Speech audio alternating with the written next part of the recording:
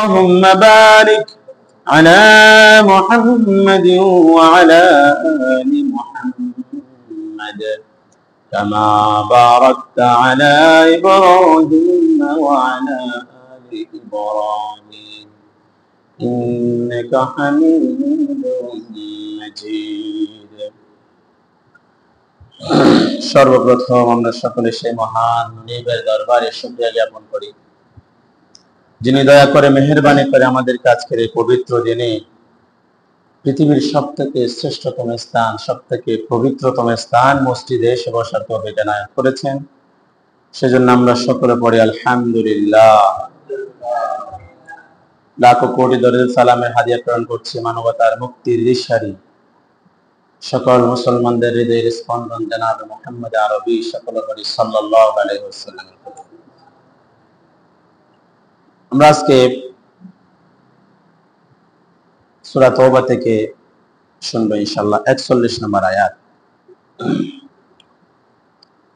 আল্লাহ রাব্বুল আলামিন বলেন, ইনফিরু খিফাফান ওয়া থিকালান ওয়াজাহিদু বিআমওয়ালিকুম ওয়া আনফুসিকুম ফি সাবিলিল্লাহ যালিকুম খায়রুল লাকুম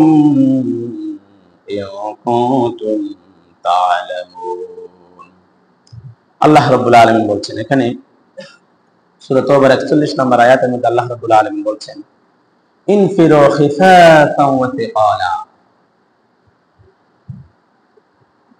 তোমরা জিহাদের জন্য স্বল্প সামগ্রী অথবা বেশি সামগ্রী, যদি থাকে স্বল্প সামগ্রী তাহলে স্বল্প সামগ্রী নিয়ে বের হয়ে যাও, অথবা যদি বেশি থাকে তাহলে বেশি নিয়েই আল্লাহর রাস্তায় জিহাদ করার জন্য বাইরে হয়ে যাও। সুবহানাল্লাহ। জিহাদ করবা কি দিয়ে? ওয়াজাহিদু বিআমওয়ালিকুম ওয়া আনফুসিকুম ফি সাবিলিল্লাহ। আল্লাহর রাস্তায় জিহাদ করতে হবে বিআমওয়ালিকুম, সর্বপ্রথম কি দিয়ে? ধন সম্পদ দিয়ে। জিহাদ করতে হবে কি দিয়ে? ধন সম্পদ। আপনার পকেটের টাকা দিয়ে জিহাদে নামতে হবে আগে। ওয়া আনফুসিকুম, শুধু টাকা দিলে হবে না, নিজের জানকে বাজি রাখি জিহাদের ময়দানে ঝাঁপায় পড়তে হবে। কার কথা? আল্লাহ। ফি সাবিলিল্লাহ, আল্লাহর রাস্তায়। যালিকুম খায়রুল লাকুম ইন কুনতুম তা'লামুন। আল্লাহ রাব্বুল আলামিন বলছেন, এটাই হচ্ছে তোমাদের জন্য সবথেকে শ্রেষ্ঠতম কাজ। জোরে বলুন সুবহানাল্লাহ। আল্লাহ বলছেন, জান এবং মাল দিয়ে আমার রাস্তায় যদি জিহাদ করো তাহলে এটাই হচ্ছে তোমাদের মধ্যে যত কাজ আছে, পৃথিবীতে যত কাজ করার জন্য তোমরা মনস্থ করেছো, সব থেকে শ্রেষ্ঠতম কাজ হচ্ছে আল্লাহর রাস্তায় জান এবং মাল দিয়ে জিহাদের ময়দানে ঝাঁপিয়ে পড়া। জোরে বলুন সুবহানাল্লাহ। এটা বলতেছেন কে? আল্লাহ। আমাদের জন্য কোনটা কল্যাণকর সেটা সব থেকে বেশি জানে কে? আল্লাহ বলছেন, যালিকুম খায়রুল লাকুম, বান্দারে এটাই তো তোর জন্য সব থেকে শ্রেষ্ঠতম কাজ। জোরে বলুন সুবহানাল্লাহ।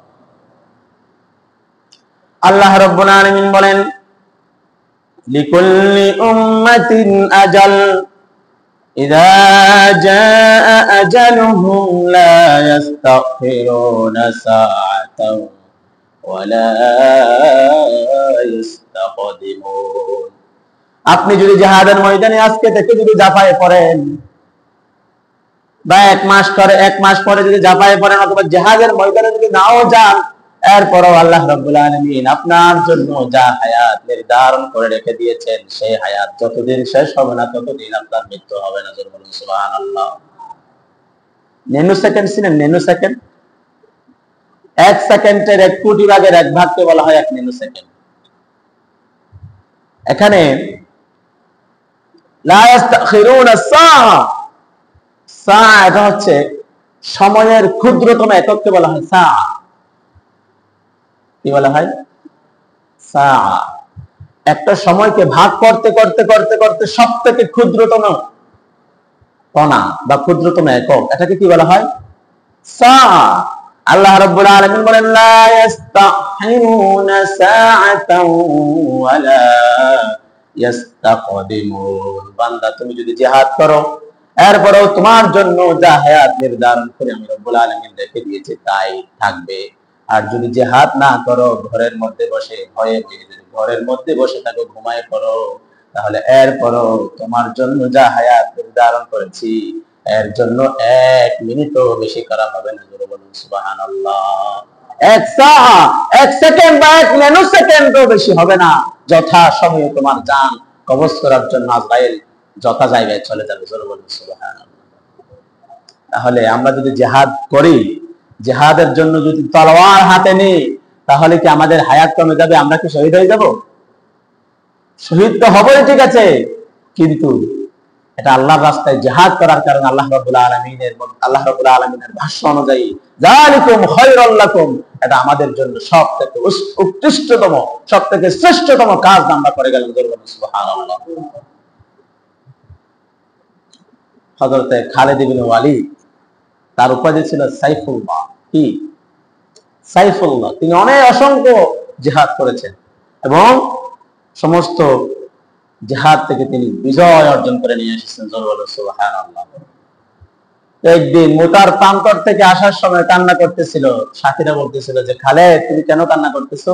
বলছে, আমি প্রত্যেক জিহাদের মধ্যে যখন যাই শাহাদাতে তামান্না নিয়ে যাই, আর আল্লাহ রাব্বুল আলামিন আমাকে শাহাদাতের সে মৃত্যু দেয় না, সেজন্য কান্না করতেছি।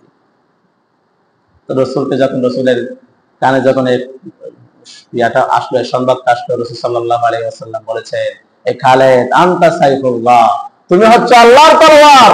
আল্লাহ রাব্বুল আলামিনের তলোয়ার কোনোদিন ভাঙতে পারে না। তোমার মৃত্যু জিহাদের ময়দানে হবে না। তোমার মৃত্যু যদি তোমার সেই খাটের মধ্যে শোয়া অবস্থায় হয়, জ্বরে যদি তোমার মৃত্যু হয়, এরপর আল্লাহ রাব্বুল আলামিন তোমাকে শহীদ মর্যাদা দিয়ে দিবে। বলুন সুবহানাল্লাহ। সুবহানাল্লাহ। সুতরাং জিহাদে গেলেই যে মারা যাবে তা কিন্তু নয়। মৃত্যু যদি আপনার কপালে থাকে তাহলে তো সৌভাগ্য, আলহামদুলিল্লাহ। যদি না থাকে, এরপরেও জিহাদে যাওয়ার কারণে আল্লাহ রাব্বুল আলামিন যখনই আপনার মৃত্যু হবে, ঠিক সেই সময় আল্লাহ রাব্বুল আলামিন শহীদ মর্যাদা আল্লাহ রাব্বুল আলামিন আপনাকে দিয়ে দিবেন ইনশাআল্লাহ।